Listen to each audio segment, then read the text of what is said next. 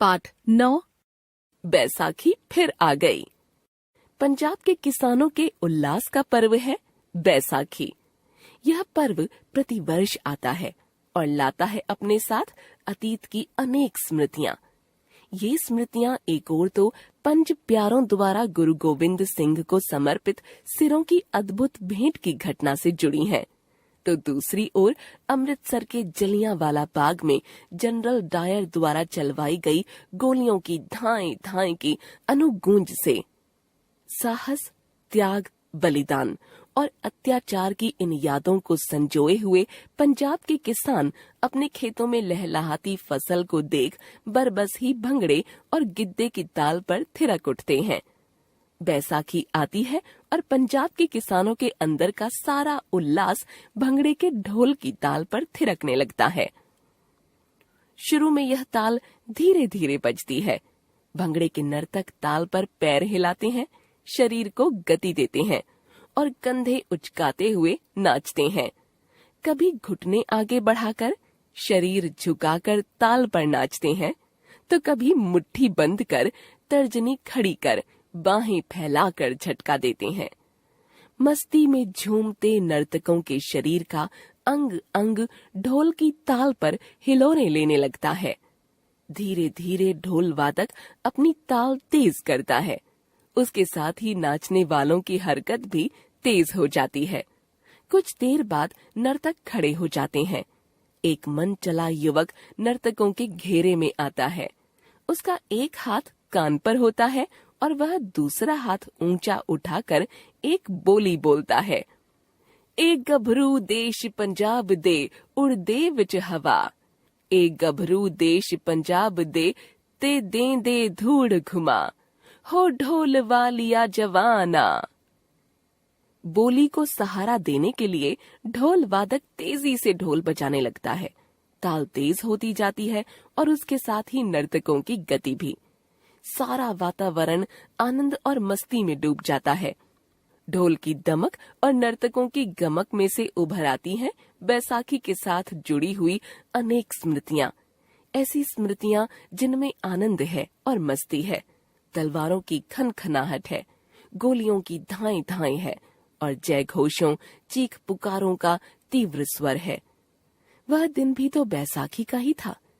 302 वर्ष पूर्व हिमालय की पर्वतमाला के पश्चिमी छोर की छाया में बसे एक नए नगर के खुले मैदान में हजारों लोग जमा थे। उन सभी के ऊपर एक प्रश्न झूल रहा था, एक अजीब सा प्रश्न, और उस प्रश्न की छाया में हर व्यक्ति जैसे भौचक्का सा हो गया था।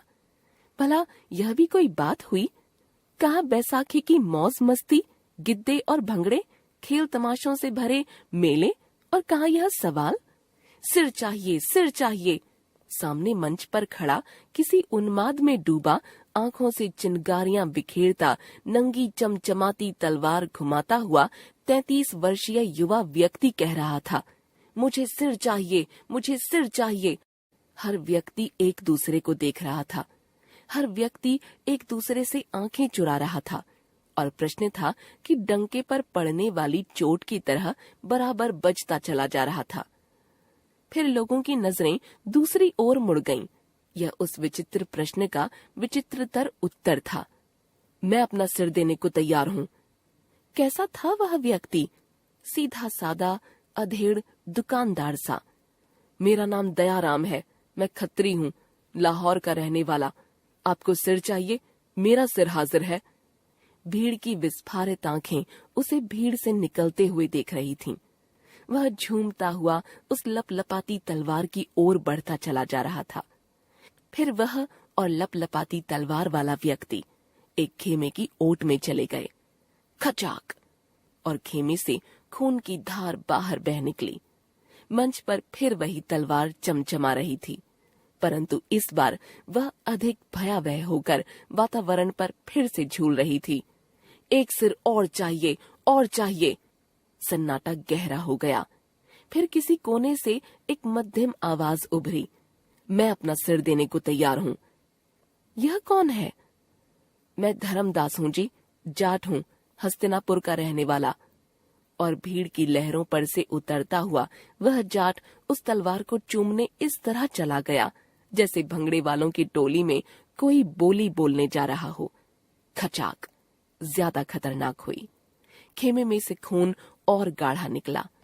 चमचमाने वाली तलवार खून में और सन गई और मांगने वाले युवक की आंखों की चिनगारियों की चुभन ज्यादा बींधने लग गई।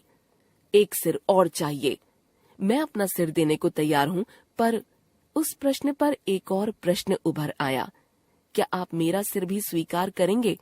मैं छोटी जाति का हूं, कपड़े छापने वाला।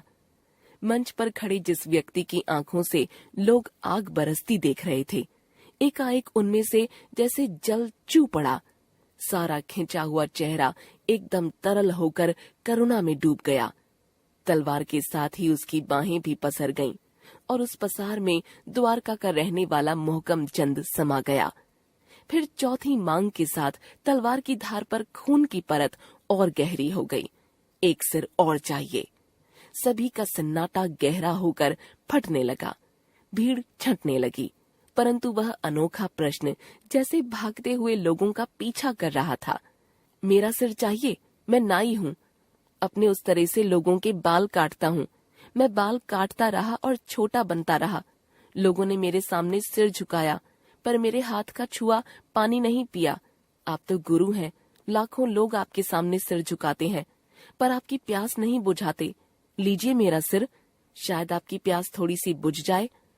और देखते देखते बीदर का नाई साहब चंद उस रहस्यमय खेमे के अंधकार में डूब गया। साथ ही लोगों के दिल भी डूब रहे थे। आवाज फिर गूंज रही थी, सिर चाहिए और सिर चाहिए और सिर चाहिए। तब लगा बैसाखी के आनंदपूर्ण अवसर पर आनंदपुर से जुड़ी हजारों लोगों की भीड़ भगदड़ में बदल जाएगी। लोगों को लगा था युवा गुरु गुरु गोविंद सिंह विक्षिप्त हो गए हैं। लोग सोच रहे थे, कैसा है यह गुरु? यह धन नहीं मांगते, वस्त्र नहीं मांगते, घोड़े हाथी नहीं मांगते, श्रद्धा और भक्ति नहीं मांगते। यह मांग रहे हैं सिर। कहते हैं अपना सिर मुझे दे दो। सिर दे दें तो पास रहेगा क्या? और उनकी आवाज और तेज होती जा रही थी, मुझे सिर चाहिए। लोग सिर बचाने लगे, उठ उठ कर भागने लगे। गुरु की आवाज और तीखी होती गई, अरे भागते कहाँ हो? क्या भागकर तुम अपना सिर बचा सकोगे? क्या तुम यह भी नहीं जानते कि सिर बचाने से सिर चला जाता है और सिर देने से सिर बच जाता है? अपना सिर बचाना चाहते हो तो यह सिर मुझे दे दो। और तब सिर लेकर हाजिर था जगन्नाथपुरी का धीवर हिम्मत राय। 5 ने अपने सिर भेंट कर दिए।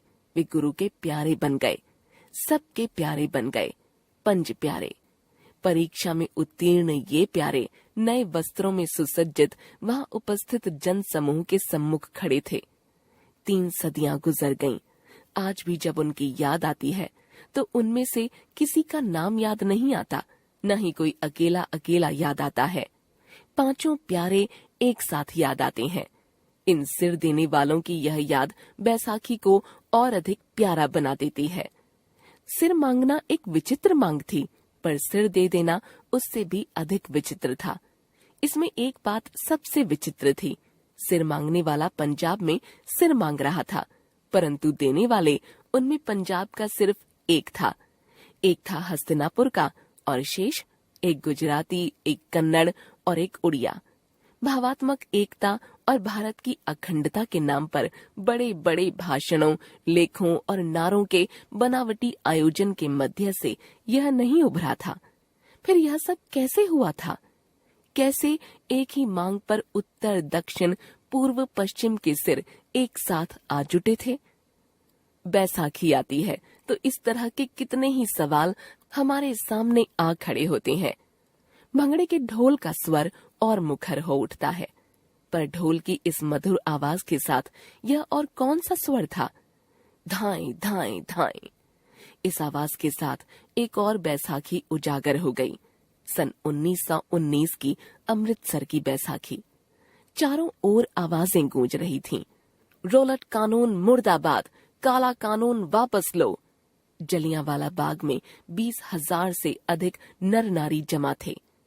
शहर के मकानों की 4 दीवारी से घिरे इस बाग में प्रवेश करने के संकरे दरवाजे पर फौजी अपने जवान लिए खड़ा था, जनरल डायर, और उसका हुक्म था फौरन तितर बितर हो जाओ।